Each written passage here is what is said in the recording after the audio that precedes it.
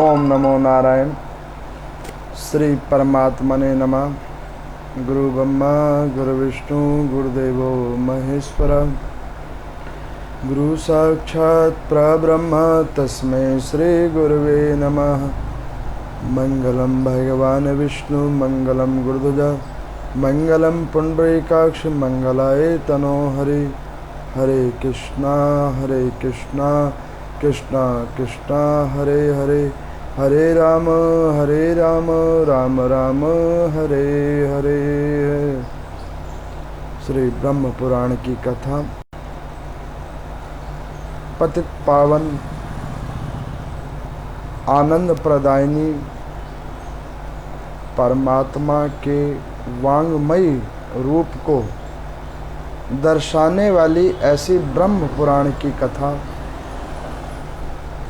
जिसको श्रवण करने मात्र से मनुष्य के सब पाप छूट जाते हैं, ऐसी कथा जिनको ध्यान और चिंतन करने मात्र से परमात्मा की प्राप्ति हो जाती हो, ऐसी अद्भुत कथा जिसका आज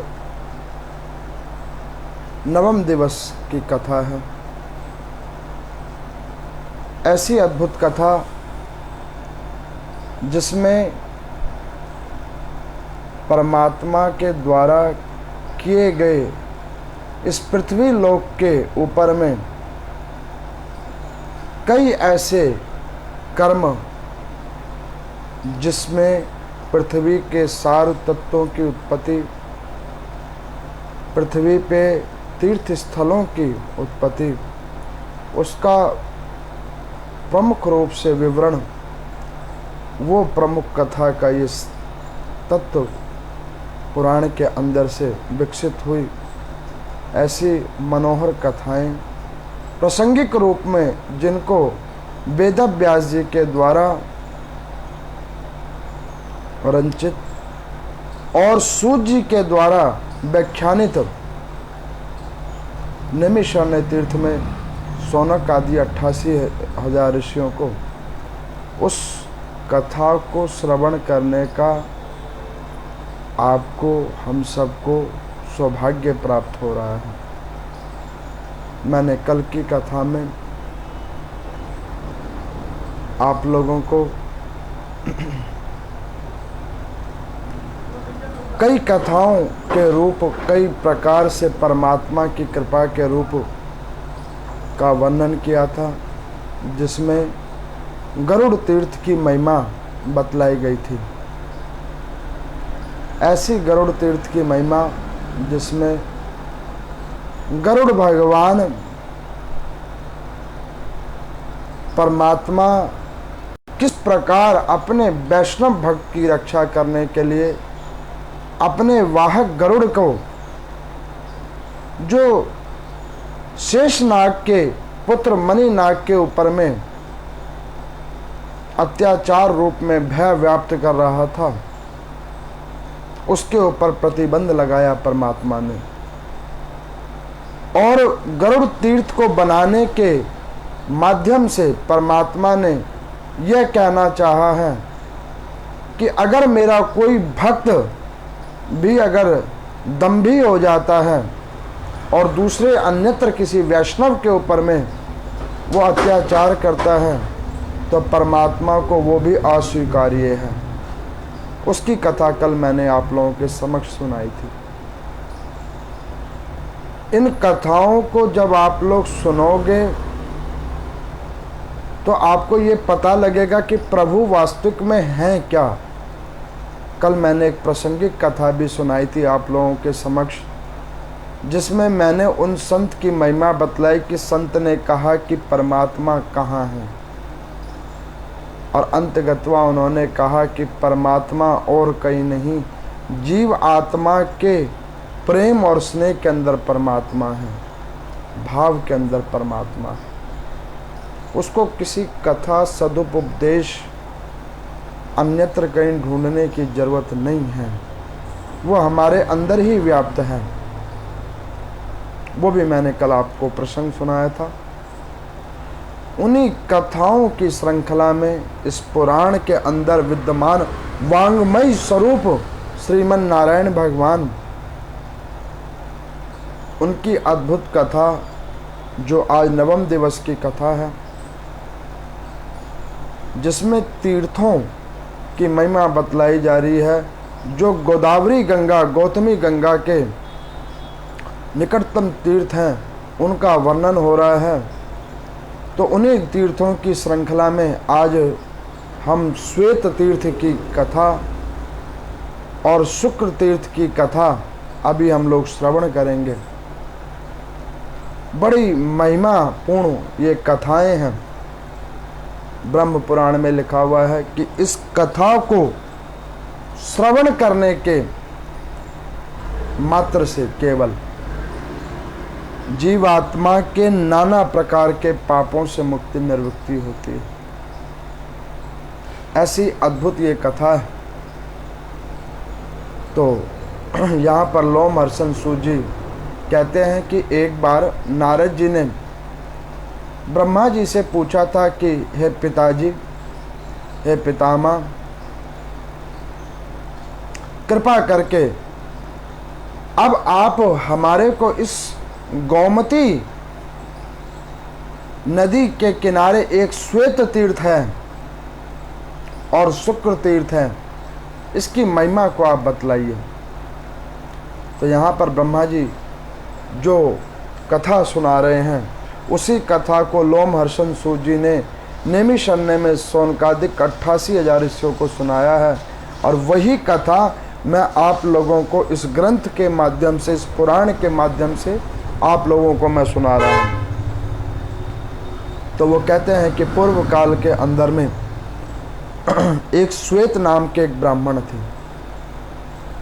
जो बड़े ही विद्वान थे, ज्ञानवान थे और गौतम मुनि के प्रिय सखा थे। गौतम मुनि के अद्भुत मित्र थे वो। ठीक गौतम मुनि के प्रकार ही उनका ज्ञान, विवेक और आचरण था।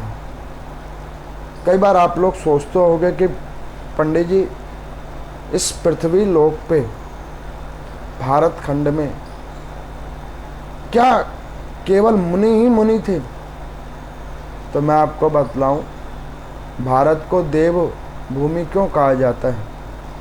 कि यहाँ पर देवता और देवता को मानने वाले लोगों का वास है, इसीलिए भारत को देव भूमि कहा जाता है। यहाँ पर राजा भी हुए तो धर्मात्मा राजा हुए, जो दुष्ट राजा हुए उसका परमात्मा ने संहार कर दिया। नहीं तो राजा भी हुए तो वो वैष्णव राजा हुए जिन्होंने सनातन धर्म की रक्षा की।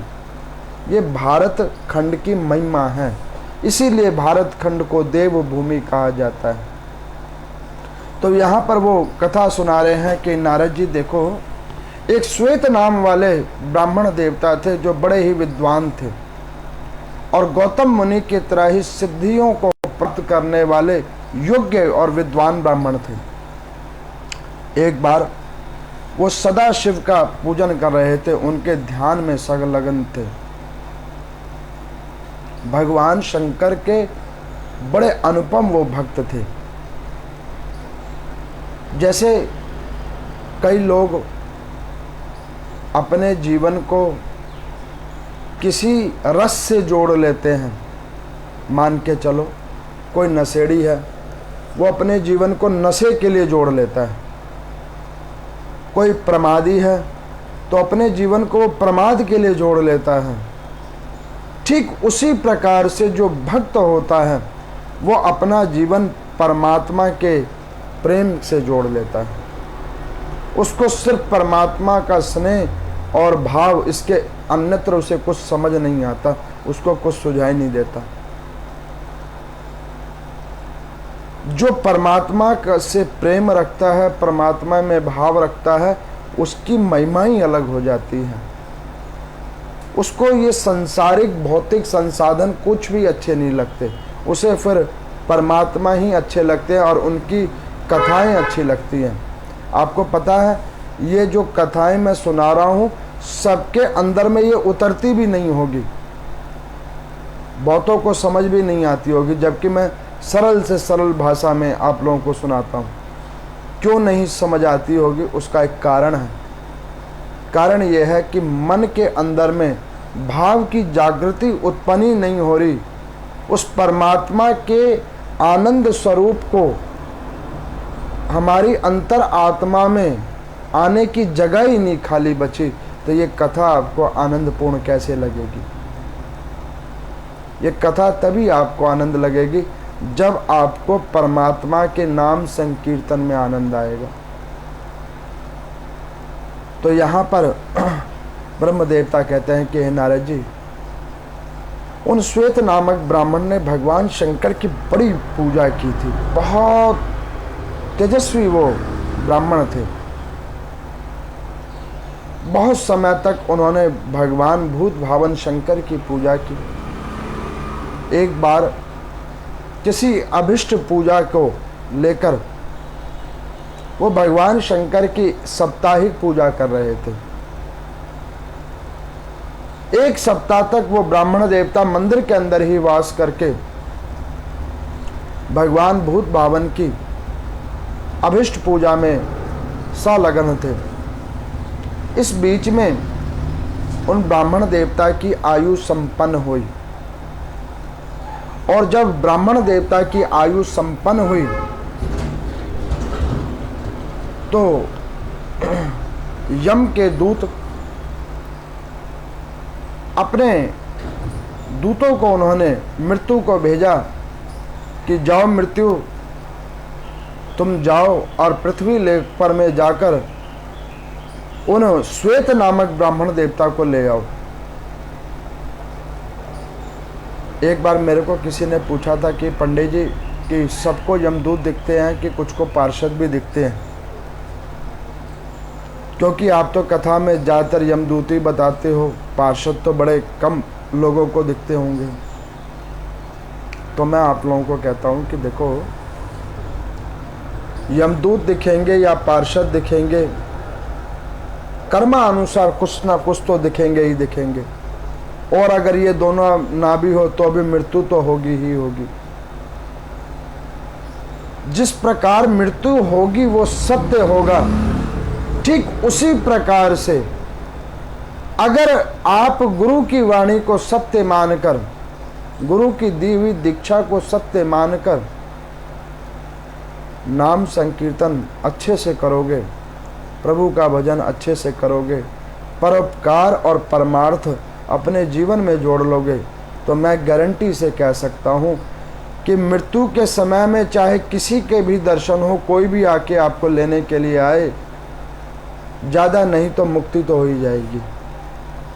ये मैं पुराण को सुना रहा हूँ और पुराण के सानिध्यता में मैं कह रहा हूँ, क्योंकि पुराण की कथा को सुनाना कोई साधारण बात नहीं है। इस पुराण की देवता की अगर इच्छा है तभी ये कथा हो रही है।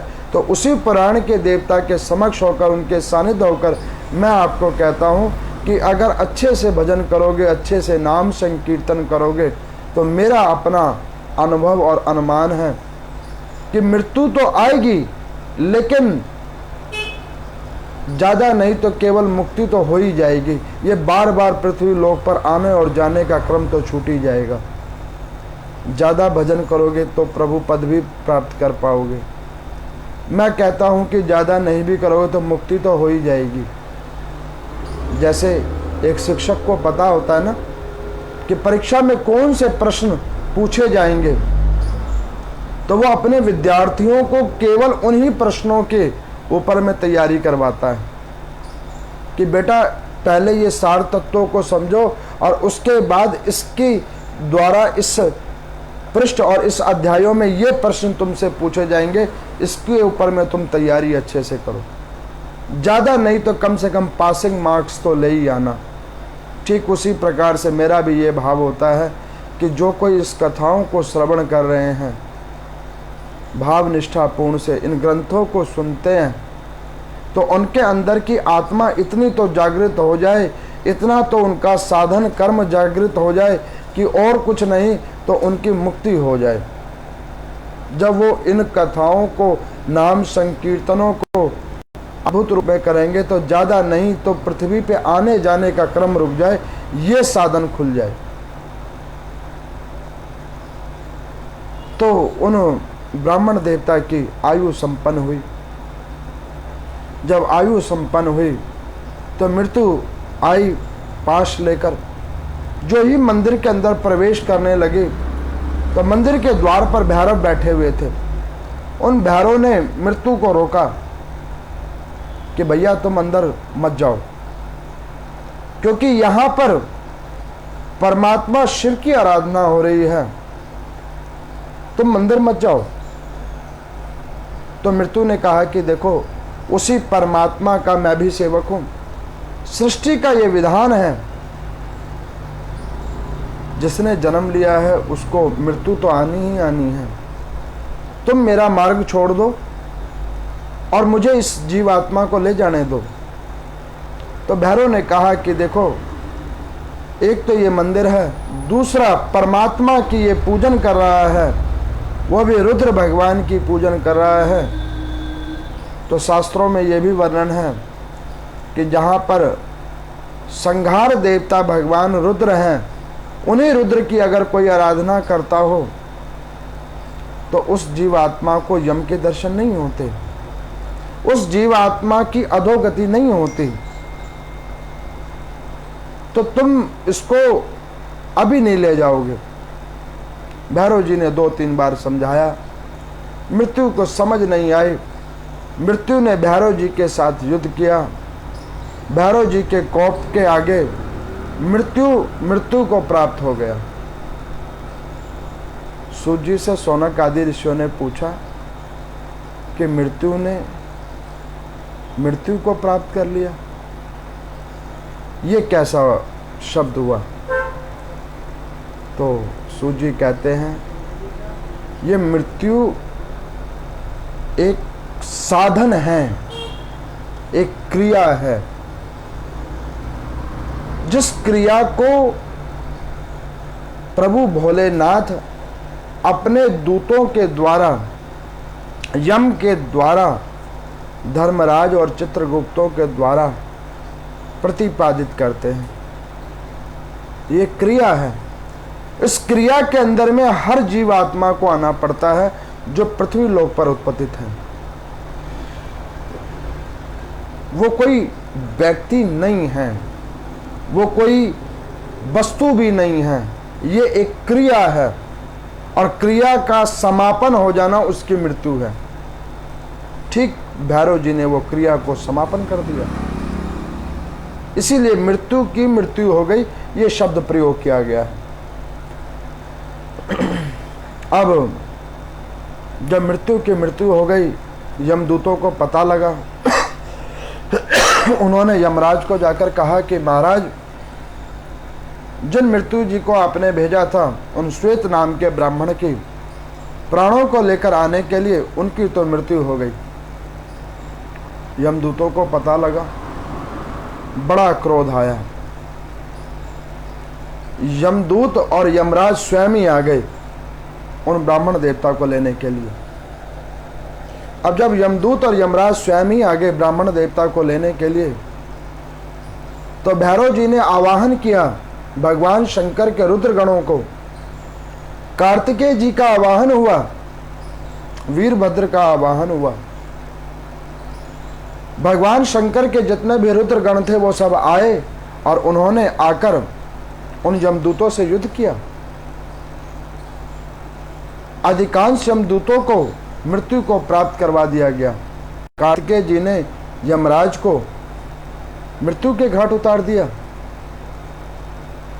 भगवान शंकर के शिव परिवार के पूजन के अंदर में जो भी कोई कार्तिकेय जी की भाव निष्ठा पूर्ण रूप से पूजा करता है शिव परिवार में, उस मुरुगन स्वामी की जो भी कोई भाव निष्ठा रूप से पूजा करता है, तो उसको यम के दर्शन नहीं होते, क्योंकि यम को भी मृत्यु प्राप्त करवाने वाला अगर कोई है तो वो कार्तिकेय जी हैं। और इन सब से ऊपर अगर कोई तत्व है तो वो एक ये है कि परमात्मा के नाम संकीर्तन का प्रभाव जो उस श्वेत नाम वाले ब्राह्मण के अंदर में था।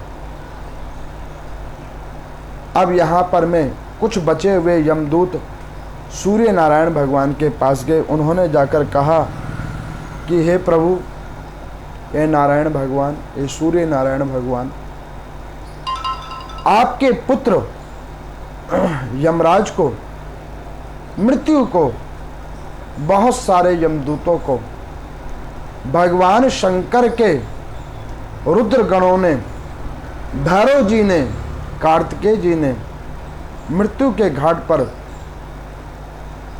धकेल दिया है, उन्हें मृत्यु प्रदान कर दिया है। आप देखिए उनके पृथ्वी के ऊपर में सब तितर बितर होकर पड़े हुए हैं। सूर्य नारायण भगवान को सुनकर आश्चर्य हुआ। वो आए और अपने पुत्र को मृत देखकर अचंभित हुए और अचंभित होकर वो हाथ जोड़कर उन्होंने ब्रह्म देवता का आवाहन किया। ब्रह्म देवता का जब आवाहन हुआ तो ब्रह्मा जी ने कहा कि भगवान शंकर के गणों के द्वारा मारे हुए जीवात्मा को जीवित कौन कर सकता है? इन्हें तो जीवन दान भी भगवान शंकर ही दे सकते हैं। तो आप सब लोग मिलकर भगवान शंकर की आराधना करो। उस गोदावरी नदी के तट पर में जहां पर वो श्वेत नाम वाले विद्वान ब्राह्मण मंदिर के अंदर में भगवान शंकर की आराधना कर रहे थे, ठीक मंदिर के बाहर जहां पर ये कृत्य हो रहा था, यमराज मरा पड़ा था, मृत्यु मरा पड़ा था, यमदूत कई मरे पड़े थे, वहां पर में सूर्य नारायण भगवान ने उस क्षेत्र के ऊपर में भगवान शंकर की आराधना की है, अद्भुत रूप से आराधना की है। इधर श्वेत नाम वाले ब्राह्मण को पता नहीं लग रहा कि बाहर कौन से क्रियाकलाप हो रहे हैं, क्योंकि वो भगवान शंकर की पूजन में इतने संलग्न हो गए थे कि उन्हें ये भी आभास नहीं रहा कि मृत्यु उनके नजदीक आ चुकी है और इतना कुछ हो गया है। कई बार हमारे जीवन में ऐसे कई पल आते हैं जिसमें बहुत सारी चीज़ें ऐसी हो जाती हैं जिसका हमें पता नहीं लगता। बहुत सारी ऐसी चीज़ें हो जाती हैं, हमें आभास तक नहीं होता कि क्या हो रहा है और क्या नहीं हो रहा है। परमात्मा कई चीज़ों को हमारे कर्मानुसार होने के बावजूद भी हमारे अनुरूप कर देते हैं अपनी कृपा पात्रता से। हमें पता तक नहीं होने देते कि प्रभु कहाँ कहाँ किस किस रूप में करुणा को बांट रहे हैं। ठीक उसी प्रकार उन श्वेत नाम वाले ब्राह्मण को पता नहीं लगा। अब यहाँ पर मैं ब्रह्मा जी ने कहते हैं कि नारद जी, मैं भी वहीं पे खड़ा था और मैंने भी भगवान शंकर की आराधना की। तो नारद जी ने कहा कि पिताजी आपने क्यों की? तो उन्होंने कहा कि देखो, इस सृष्टि का सृजन करना मेरा काम है और जिन से मैं सृजन करता वो धराशायी होकर उस गोदावरी नदी के तट पर पड़े हुए थे। मैं तो बनाने का काम करता हूँ, समेटने का काम तो ये मेरे अनुचर ही तो करते हैं।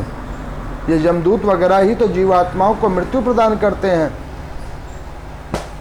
और वो धराशायी होकर पृथ्वी पर गिरे हुए हैं। इसलिए मैंने भी भगवान शंकर की आराधना की, भगवान शंकर का नाना प्रकार से स्तोत्रों का पाठ किया। जब भगवान शंकर का नाना प्रकार से स्तोत्रों का पाठ किया, आराधना किया, चिंतन किया, तो भगवान भूत भावन शंकर वहां पर प्रकट हुए।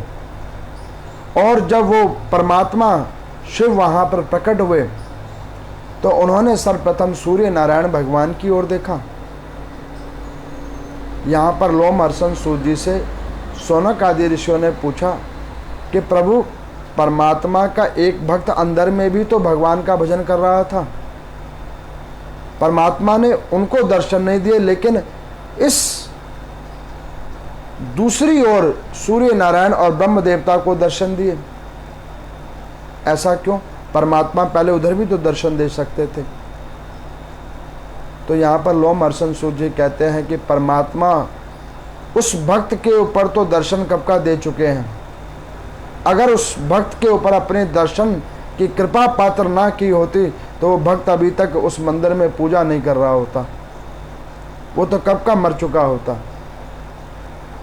कई लोग भ्रम में घूम रहे हैं कि हम जो कर रहे हैं वो ठीक कर रहे हैं, हम ये कर रहे हैं, हम वो कर रहे हैं। उन्हें ये नहीं पता कि जो हरि चाह रहे हैं केवल आप वही कर रहे हो, जो श्रीमन नारायण भगवान चाह रहे हैं केवल और केवल आप वही कर रहे हो, अन्यत्र आप कुछ भी नहीं कर रहे हो। ये प्रभु की इच्छा है, जो वो चाहते हैं केवल आप वही कर्म करते हो। ये हरि जो कहते हैं आप केवल वही कर्म करते हो, अन्यत्र आप कुछ भी नहीं कर रहे। अब यहाँ पर मैं प्रभु भोलेनाथ प्रकट हुए। उन्होंने ब्रह्मा जी को देखा, सूर्य नारायण भगवान को देखा, कहा कि हे देवों, आपने मेरा क्यों आवाहन किया है? तो ब्रह्म देवता और सूर्य नारायण भगवान ने हाथ जोड़कर कहा कि हे प्रभु, हे भोलेनाथ, हे भूत भावन शंकर, कृपा करके मेरे इस पुत्र यमराज को आप जीवन दान दें। मेरे इस अनुचरों को जो मृत्यु को प्राप्त हो गए हैं, इनको आप जीवन दान दें। आप ही के द्वारा संहार का, प्रतिक्रिया का ये रूप देने वाले ये आपके अनुचर जो यहाँ पर मृत पड़े हुए हैं, इनको आप जीवन दान दें। प्रभु, अगर ये यम नहीं रहेंगे, यमदूत नहीं रहेंगे, यमराज नहीं रहेंगे, मृत्यु नहीं रहेगी, तो पृथ्वी के ऊपर में जीव आत्माओं का आना और जाना कैसे सुलभ होगा? भगवान शंकर ने कहा, कोई बात नहीं, कोई बात नहीं। इस गोदावरी नदी के तट पर जहां पर ये सारे मृत पड़े हुए हैं, इन सब के ऊपर में महामृत्युंजय का जाप करते हुए गोदावरी नदी का जल जो गंगा के समान और गंगा ही है, उससे इनको ऊपर में जल का छिड़काव करो, ये सब लोग सचेत होकर उठ जाएंगे। तो सूर्य नारायण भगवान ने उस गंगा जी रूपी गोदावरी गंगा का जल अपने हाथ में लिया और मृत पड़े हुए यमराज, यम के दूत और मृत्यु, उन सब के ऊपर में जल का छींटा दिया। जब जल का छींटा दिया तो सबके अंदर में चेतना जागृत हुई। सब लोग एक स्वर में ओम नमः शिवाय कहते हुए उठे। परमात्मा शिव वहां पर में अंदर में अपने उस भक्त को दर्शन देने के लिए गए। जो श्वेत नाम वाले ब्राह्मण थे, उनके पास दर्शन देने के लिए गए। इतने में श्वेत नाम वाले ब्राह्मण देवता को नारद जी ने सारी बात बतला दी कि बाहर में तुम्हारी रक्षा के पीछे प्रभु ने मृत्यु को भी मृत्यु प्रदान कर दिया, यम को भी मृत्यु प्रदान कर दिया तुम्हारी रक्षा में। इसको सुनकर उन श्वेत नाम वाले ब्राह्मण के मन में और वैराग्य उत्पन्न हो गया। उनके मन में एक भाव आया कि आज परमात्मा मेरे पास में आए मेरी रक्षा करने के लिए, इस पंच तत्वों के बने हुए भौतिक शरीर की रक्षा करने के लिए। ये शरीर तो एक ना एक दिन इस पृथ्वी के अंदर में ही मिलना है, और उस पंच तत्व के शरीर के लिए जिसमें केवल और केवल दुर्गुण हैं, उस दुर्गुणी शरीर की रक्षा करने के लिए परमात्मा को अपने धाम से उतरकर इस पृथ्वी लोक पर आना पड़ा। मन में बड़ा ग्लानिन भाव हुआ। जब भगवान शंकर आए तो उन्होंने भगवान शंकर के चरण स्पर्श किए, कहा कि प्रभु मैं आपका अपराधी हूँ। देखो, किसी को अगर भगवान के दर्शन हो तो वो भगवान से क्या कहेगा कि प्रभु मुझे ये दे दो, भोलेनाथ मुझे ये दे दो। कई लोग व्रत रखते हैं, मांगते रहते हैं, प्रभु मुझे ये दे दो, काम नहीं चल रहा है काम दे दो, शादी नहीं हो रही है शादी करवा दो, घर नहीं बन रहा है घर बनवा दो। इस भौतिक शरीर से जुड़े हुए तत्वों को मांगने की इच्छाएं कम नहीं होती, मांगते रहते हैं, ये दे दो वो दे दो वो दे दो। लेकिन वहीं देखो, उन श्वेत नामक विद्वान ब्राह्मण ने क्या कहा कि प्रभु इस पापी शरीर ने साधन और तप किया था परमात्मा को रिझाने के लिए।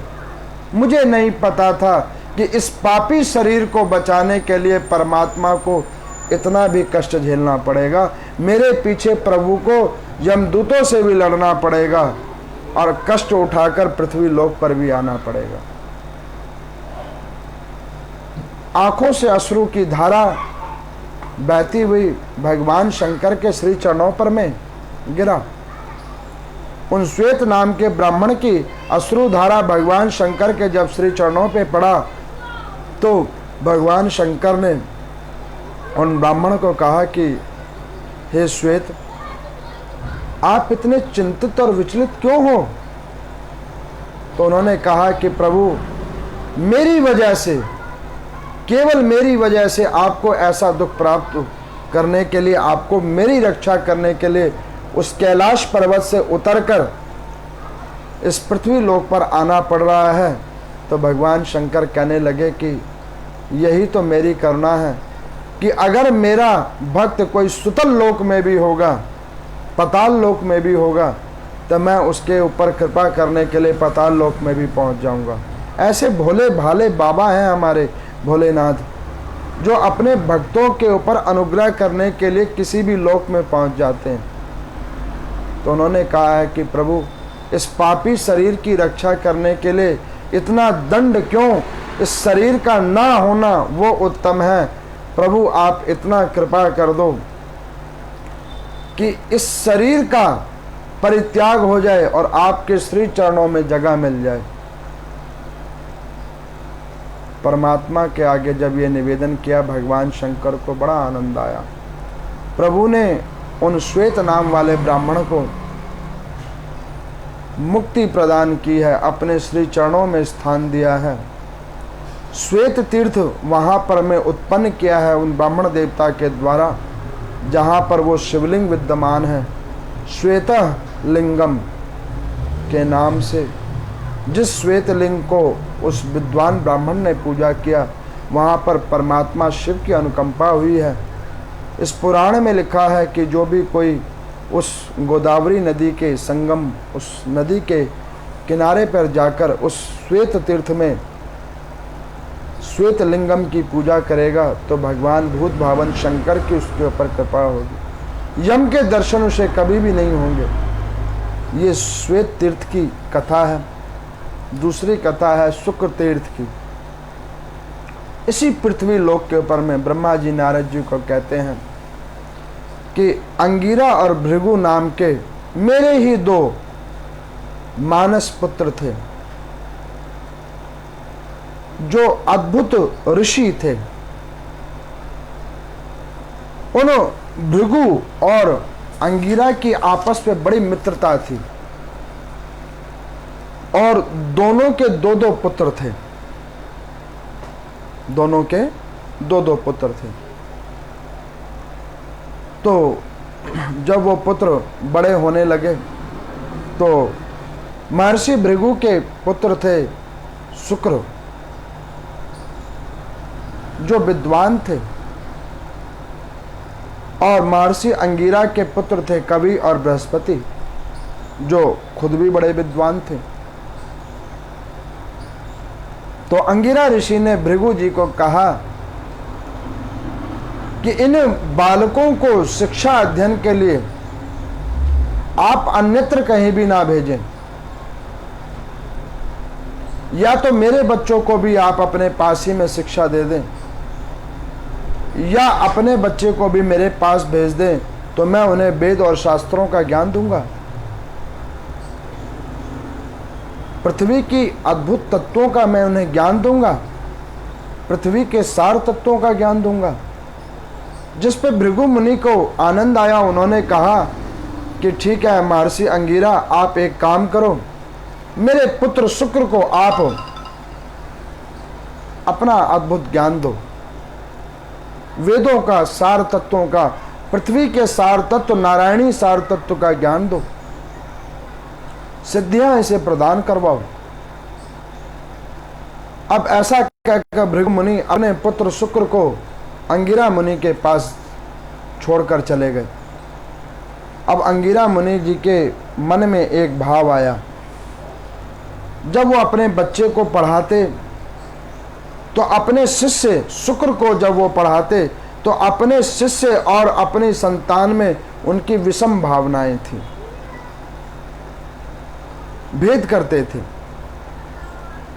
मैं कहता हूं कई बार, जो गुरु के पद पर बैठे उनको किसी में भेद नजर नहीं करना चाहिए, उसके लिए सारे शिष्य समान होने चाहिए। बीच में संतान है तो वो भी शिष्य के समान ही होनी चाहिए, उसमें भेद नहीं होना चाहिए। जो गुरु भेद करते हैं शिष्य और संतान में, तो उनकी आराधन शक्ति, सिद्धि तत्व वो विलीन हो जाती है। अब कई बार शुक्र जी ने देखा कि गुरुदेव मेरे को जो शिक्षा देते हैं वो, और वो अपने पुत्र को जो शिक्षा देते हैं वो, उसमें कई बार भाव का अंतर होता है, पढ़ाने का तरीका अलग होता है।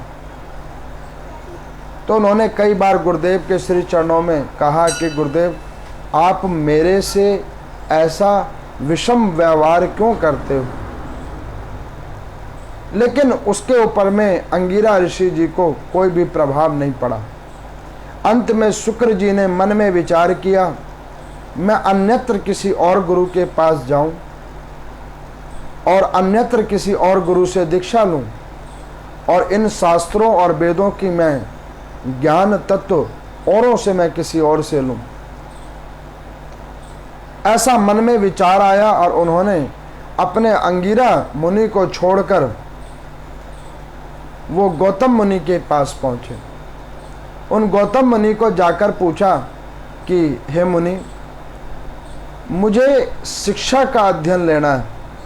तो गौतम मुनि ने कहा कि वैसे तो आपके पिताजी महर्षि भृगु स्वयं ही सारे तत्वों का ज्ञान रखते हैं, तो आपने अपने पिता से दीक्षा क्यों नहीं ली, अन्यत्र आप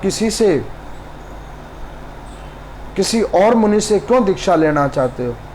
तो उन्होंने कहा कि पिता का ज्ञान बच्चे पे तभी प्रभावी होता है जब बच्चे के अंदर में पुण्य कर्मों का प्रादुर्भाव हो और उन प्रभावों में उसे पिता में गुरु नजर आए और मोह की जगह उसमें सदाचार नजर आए, तब वो ज्ञान लेने के योग्य होता है।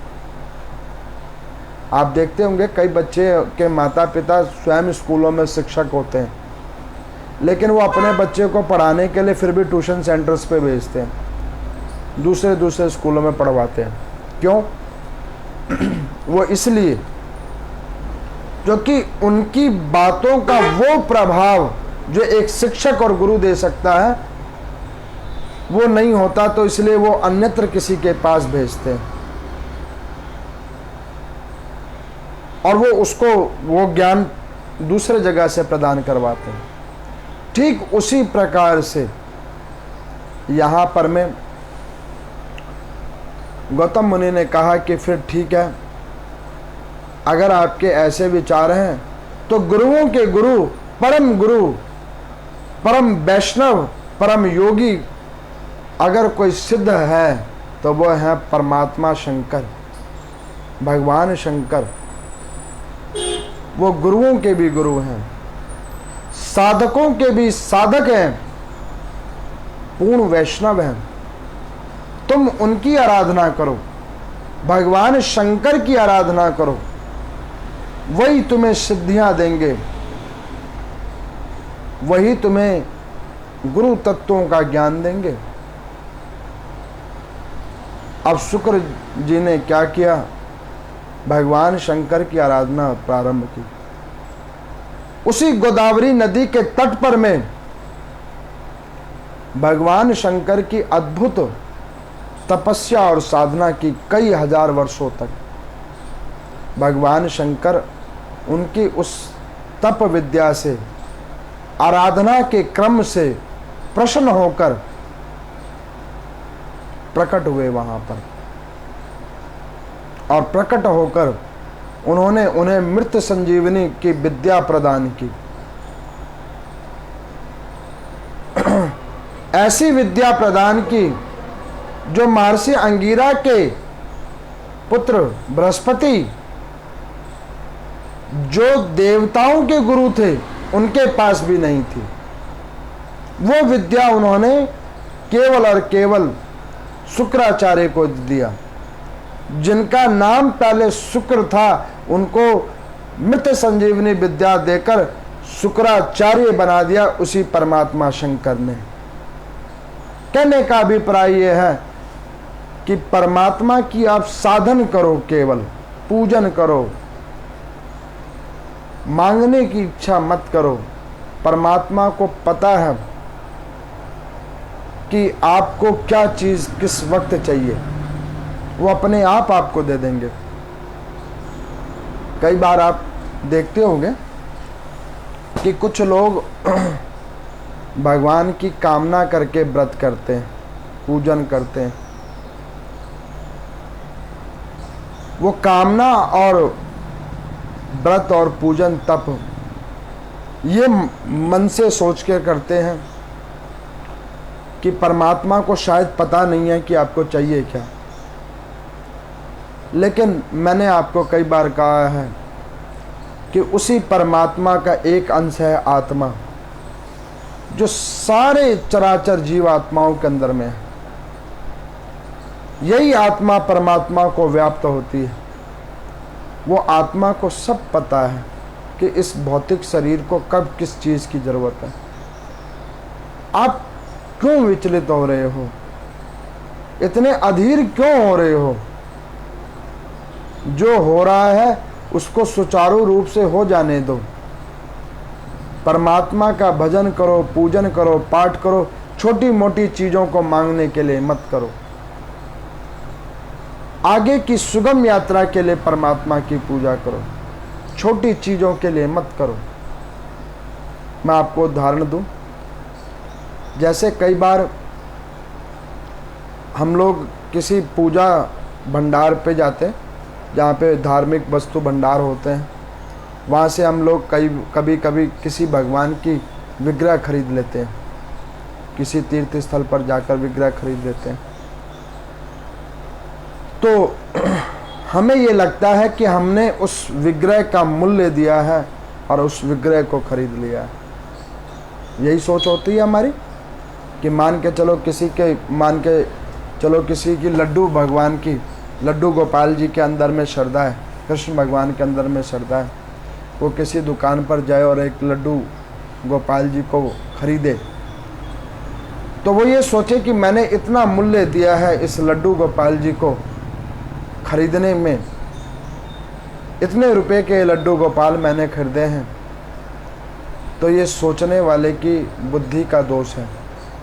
आपने लड्डू भगवान को नहीं खरीदा, लड्डू गोपाल जी को आपने नहीं खरीदा।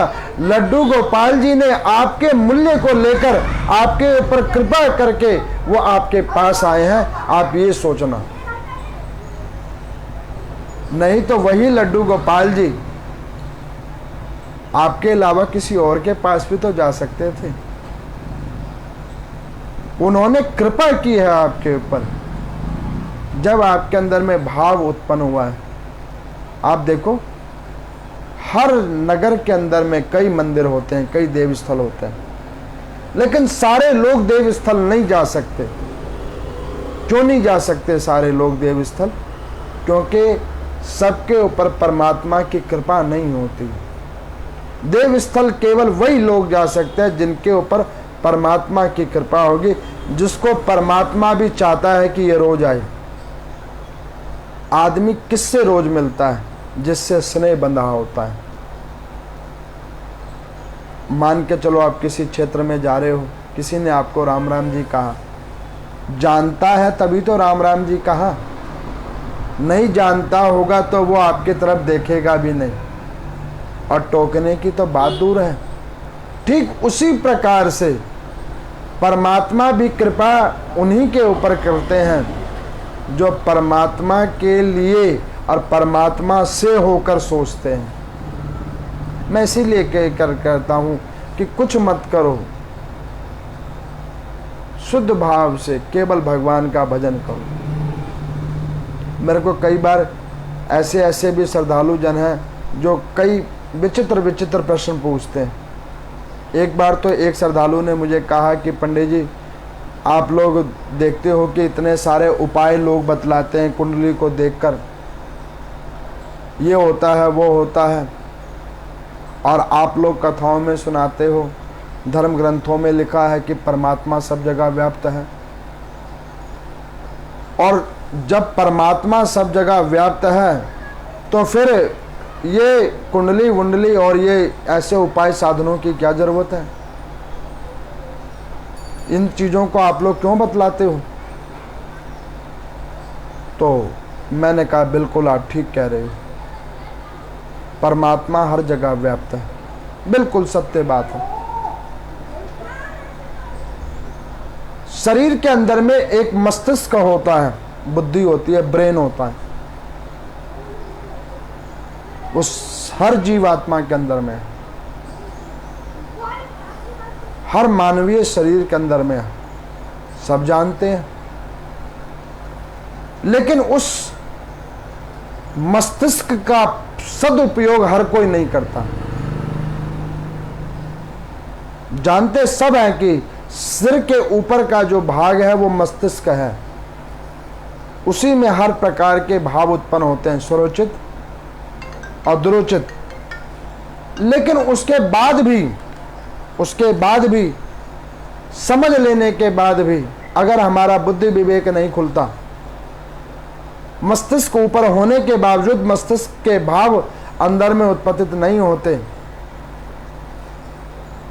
तो ऐसे का क्या लाभ?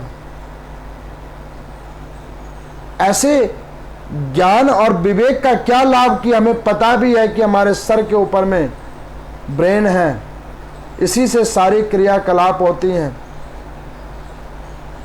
फिर भी हम मन में ये सोचते हैं कि नहीं, ये ब्रेन जो कर रहा है वो हमारे अनुसार कर रहा है, जबकि ब्रेन अपना काम स्वयं करता है। आप सो जाते हो फिर भी ब्रेन वर्क कर रहा होता है। ठीक उसी प्रकार से परमात्मा वही अद्भुत तत्व है जो अपना काम सुचारू रूप से वो कर रहे होते हैं आपके कर्मानुसार, लेकिन हमारी अज्ञानता उन्हें नाना प्रकार के प्रपंचों में ढूंढती है। सही तरीके से हम पूजा नहीं करना चाहते, हम स्वयं प्रपंचों में जुड़ते हैं और नाम दे देते हैं अन्यत्र जीवों का। कमी हमारी है, दोष दूसरों को दे रहे हैं। यही एक मानव का सबसे बड़ा अवगुण है। तो यहां पर शुक्राचार्य जी ने भगवान शंकर का उस गोदावरी नदी के तट पर बहुत समय तक तपस्या की, साधना की, जिससे प्रश्न होकर भगवान शंकर वहां पर प्रकट हुए, मृत्युंजय संजीवनी विद्या उनको प्रदान की, अमित तेजस्वी उनको बनाया। उन्होंने कहा कि इस विद्या से सत्य कर्म करना, सद्भाव करना, जन कल्याण करना। उन शुक्राचार्य को परमात्मा शंकर ने अपनी कृपा दृष्टि देकर अपनी शिष्यता प्रदान करी।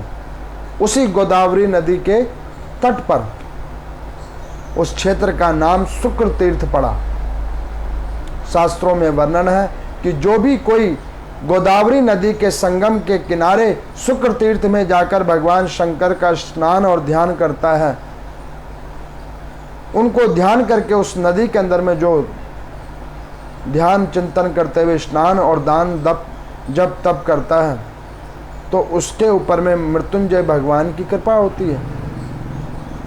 अब यहाँ पर शौनक आदि ऋषियों ने पूछा कि प्रभु, परमात्मा शिव ने शुक्राचार्य जी को तो मृत्यु संजीवनी विद्या सिखा दी, भगवान शंकर को गुरु बनाया, लेकिन वो असुरों के दैत्य गुरु कैसे बन गए? तो लोमहर्षण सूत जी कहते हैं कि देखो, ये दैत्य कोई अलग थोड़ी ना है, ये उसी कश्यप मुनि की संतानें हैं जिनकी संतान देवता है। जब एक पिता की संतान के दो स्वभाव हैं, तो फिर एक गुरु के द्वारा दीक्षित शिष्यों के अलग अलग स्वभाव कैसे नहीं हो सकते? गुरु सबको सत शिक्षा देते हैं, माता पिता सबको सत शिक्षा देते हैं, लेकिन वो सत शिक्षा सबके अंदर में पूर्ण रूप से व्याप्त होगी, ये हर के अंदर में संभवता नहीं है। ये तो जिसके ऊपर गुरु भगवान की अनुकंपा होगी, केवल और केवल वो दीक्षा उसी के अंदर में पूर्ण रूप से व्याप्त होगी। अब शुक्राचार्य जी के पास में जो सिद्धि है वो वाकई बृहस्पति देवता के पास में नहीं है, जबकि वो देवताओं के गुरुदेव हैं, लेकिन उनके उच्च विचार और सत्य कर्म हैं, तो फिर भी देवता अजय हैं। और शुक्राचार्य की कुछ भावनाएं ठीक नहीं हुई तो मृत संजीवनी विद्या के बाद भी वो अपने शिष्यों को नहीं बचा पाते। प्रलय के गाल में वो सब फंसे जाते हैं। ये कथा का एक सार तत्व तो ये भी है कि परमात्मा अगर आपको कोई वैभवता प्रदान करे, कोई भौतिक संसाधनों को आपके कर्मानुसार प्रदान करे, तो उसका सदुपयोग कीजिए, उसका कभी दुरुपयोग मत कीजिए। पता नहीं क्यों परमात्मा ने आपके ऊपर कृपा करके वो तत्व आपको प्रदान किया, उसका सदुपयोग कीजिए। तो आज की कथा में ये श्वेत तीर्थ, शुक्र तीर्थ जो गोदावरी नदी के संगम तट पर हैं, जिनका मूलभूत रूप भगवान शंकर से जुड़ा हुआ है, उन दोनों की कथा मैंने आप लोगों को सुनाई है। इन दोनों कथाओं को श्रवण करने का फल पुराण के अंदर में लिखा हुआ है कि जो भी कोई इन दोनों तीर्थों की कथा को श्रवण करता है, तो उनके जीवन के अंदर में अभिष्ट से अभिष्ट पाप क्यों ना हो, उन पापों का क्षय होता है केवल इन कथाओं को श्रवण कर लेने से। इन दोनों तीर्थों की कथा का सार तत्व केवल यही है। मैं तो कहता हूं कि जो लोग इन पुराणों की कथा को श्रवण करते हैं और उसको सुनने के बाद ओम नमो नारायण का नाम संकीर्तन करते हैं, तो उनके जीवन में चाहे कितने भी अभिष्ट से अभिष्ट पाप क्यों ना हो, भारी से भारी असह पाप कर्म क्यों ना किए हों, वो भी इनको सुनने और नाम संकीर्तन करने से कटित हो जाते हैं। ये पुराण की अमित तेजस्वी मुक्ति प्रदायिनी तत्व हैं जो मैं आप लोगों के समक्ष रखता हूँ। तो इसी प्रकार से इन पुराणों के तत्वों को श्रवण करते रहिए, इन पुराणों की कथा में विश्वास कीजिए और उस विश्वास के द्वारा परमात्मा में अपनी आस्था जोड़िए। बगैर किसी कामना के, बगैर किसी प्रकार की स्वार्थ के प्रभु का भजन कीजिए, कीर्तन कीजिए, चिंतन कीजिए, जिसको करने से आपका और आपके परिवार का निश्चितन कल्याण होगा। ये मेरा अपना विश्वास है, करके देखो, जरूर होगा। ओम नमो नारायण।